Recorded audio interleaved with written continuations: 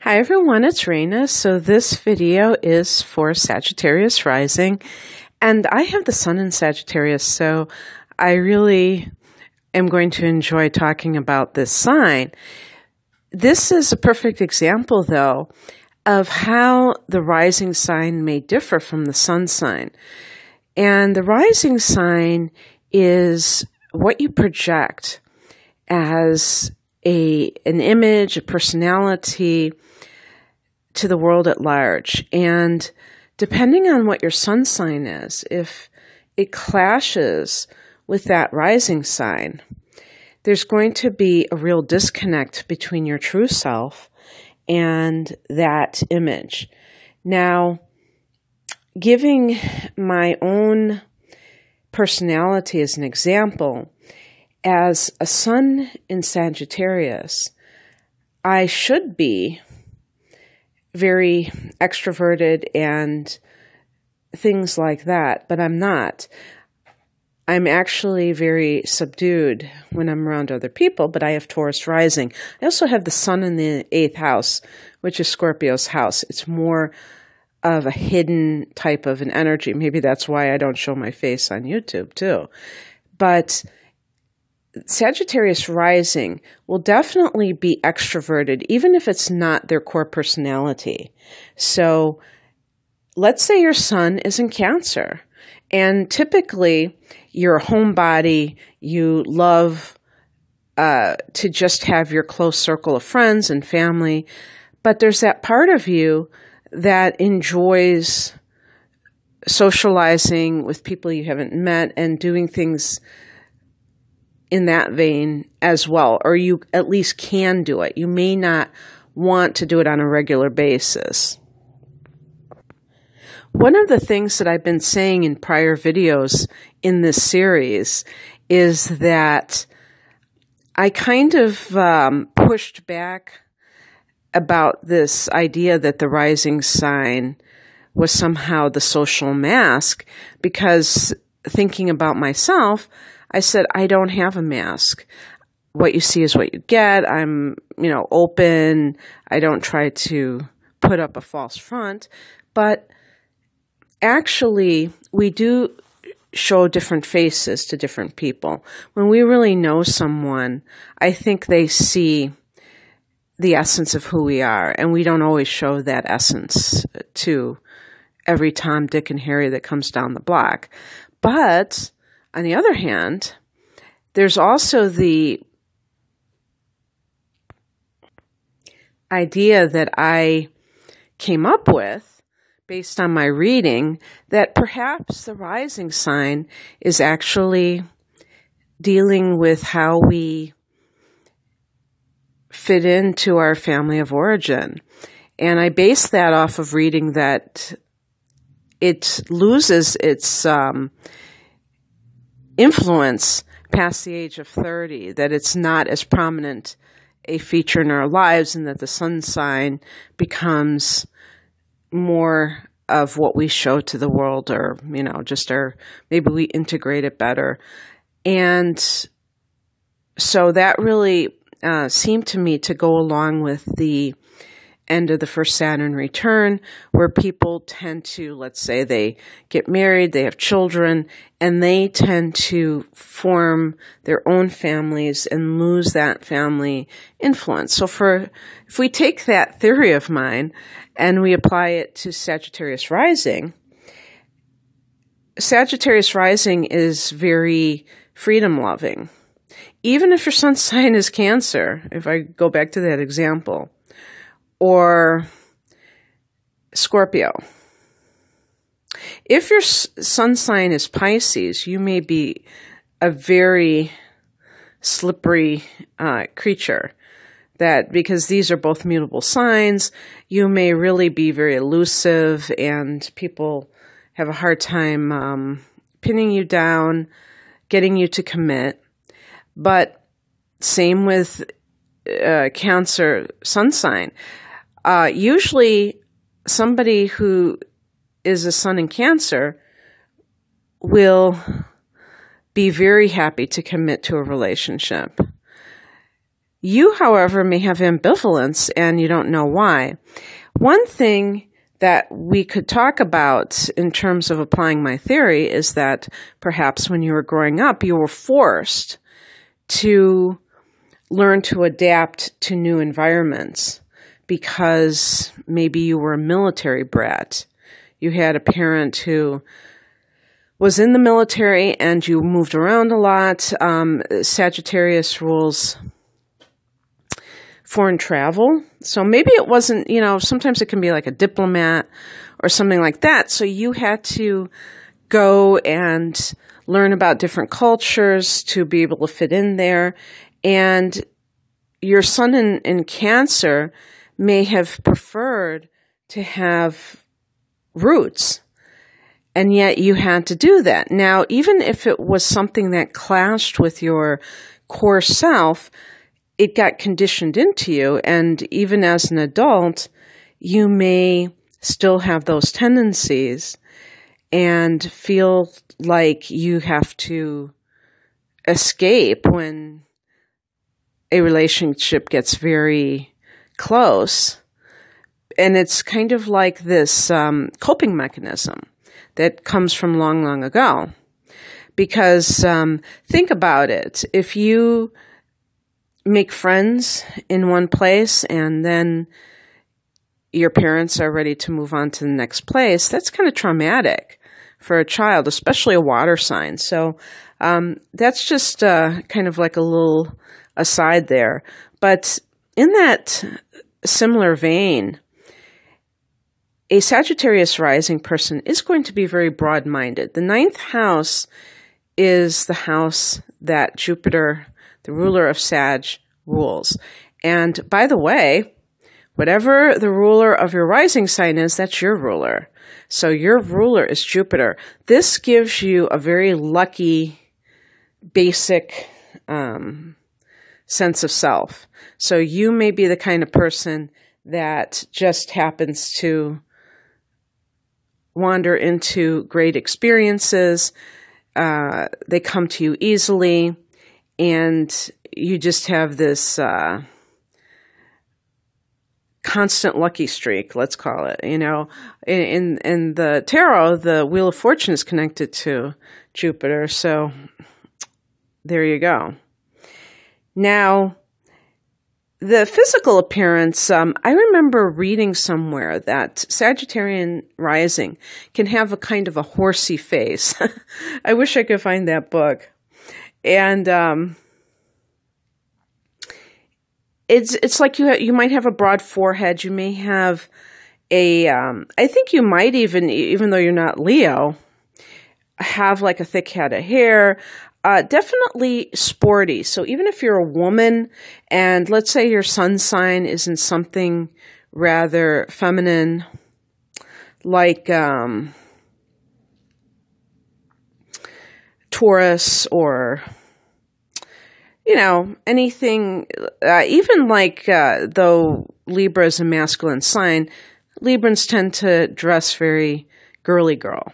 So you might, if you have Sagittarius rising, be more inclined, especially when you're younger, not to wear dresses, to wear hiking boots, to prefer just comfortable clothing, gym shoes, things like that, and live in your gym shoes. And it's funny because here again, giving my example of as you get older, kind of changing. As I said, my rising sign is Taurus. My sun sign is Sagittarius. Now I'm living in those gym shoes, but there was a time when I was wearing high heels, that I was really under the age of 30, wearing sexy clothing, just more mini skirts and things like that, and now wearing more comfortable things because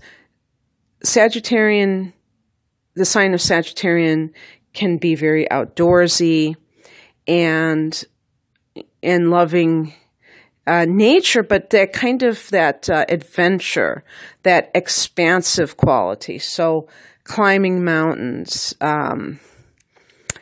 big fields, anything that feels very expansive, oceans and things like that. Not because of, like a water sign would love the water, but just the feeling of this vastness that Jupiter is all about. So, by the way, wherever Jupiter shows up in your chart, that is what that shows the area of your life that really is important to you. That's your natal chart, I should say. And, Sagittarius is an intellectual sign. You may have kind of grown up with exposure to a lot of ideas, museums, politics, intellectual stimulation, current events, and that still follows you in your life. Humanitarian concerns. You may have had progressive parents. And the thing that, if we want to talk about some of the challenging traits of Sagittarius rising, you have to make sure that you're not that you are practicing what you preach, because Sagittarius connects with the God house, the ninth house of philosophy and ethics and morals. And with the rising sign, there can be this, I am the paragon of virtue and the truth, because Sagittarius is all about the truth, and yet you may come up short. And so there's this disconnect between your true self and what you project to others. So, for example, the minister who is, wagging his finger at the congregation about sin, and meanwhile he's, hiring hookers and getting drunk and things like that. So that kind of thing can be definitely a challenge to watch out for. Being preachy in general, being kind of holier than thou. That is a big kind of a negative thing of Sagittarius, or let's just say challenging. Also, being too impatient. This is true for all fire signs, but especially I would say Aries and Sagittarius. A tendency to live in the moment to the extent where you make rash decisions, don't think before you act, and then you have to accept the consequences. In relationships, being so afraid of commitment that you never really settle into any kind of relationship. Because the thing about it is that freedom is a wonderful thing, but you can find freedom within a relationship. You just have to find the right person. And so you may get involved in the wrong relationship and then feel like it's the relationship's fault, in terms of relationships in general. And really, it was just that one. And you have to make sure that you are with somebody who respects freedom as well. And then you won't have to worry about, escaping from them. Because that fear of commitment can keep you from committing to anything. You may have like wanderlust, and so you don't lay down roots. And perhaps for some people, this is really how they want to live. But I think that for others, it can be this unconscious fear that is keeping them on the run. And you want to be able to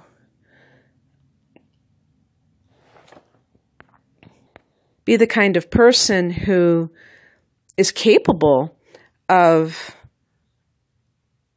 being in one place and giving of yourself in one setting and letting people see who you really are on a long-term basis. Being wasteful is, anything excessive can be associated with Jupiter and therefore Sagittarius rising.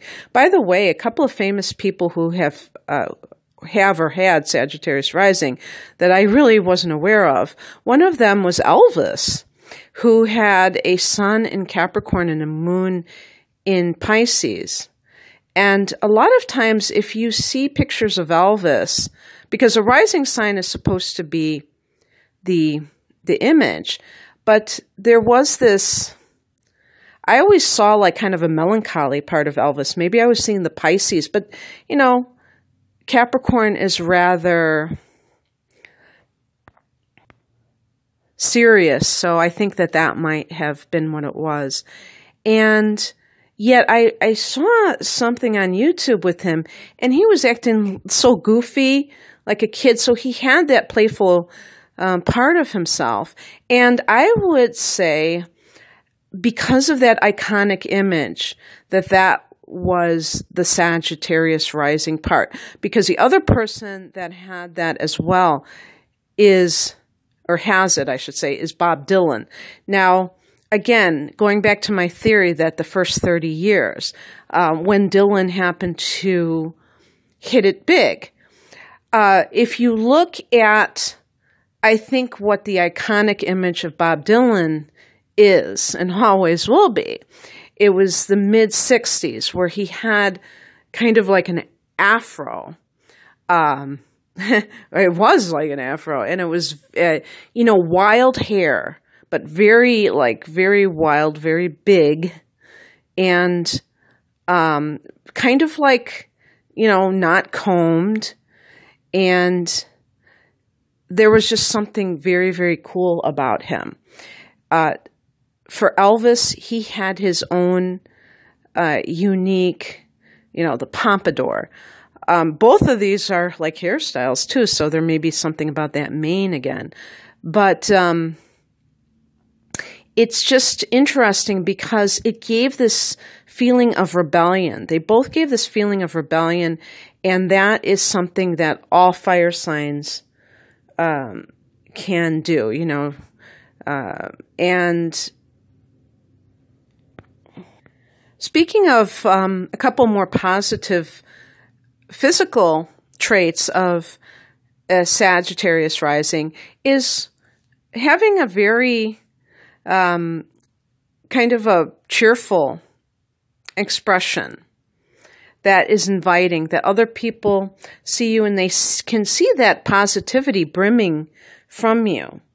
And I would say, speaking of Capricorn, if your rising sign is Sagittarius and you have a sun sign like Capricorn, you may give almost like this, I don't want to say false advertising, but there is like quite a difference between those two signs where you seem like you're just constantly optimistic. And then when people get to know you better, they see that you have that part of yourself that may be actually quite cynical at times. And it could be quite surprising to them. But with Sagittarius rising, I think a lot of people trust you. They see sincerity, and they see that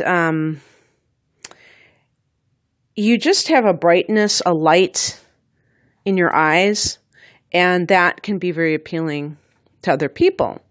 So I hope you enjoyed this, and if you like this type of analysis, this is what I do in my natal chart interpretations. So check that out and my other types of readings at rainandmoonastrology.com. The link is below this video. Take care. Bye.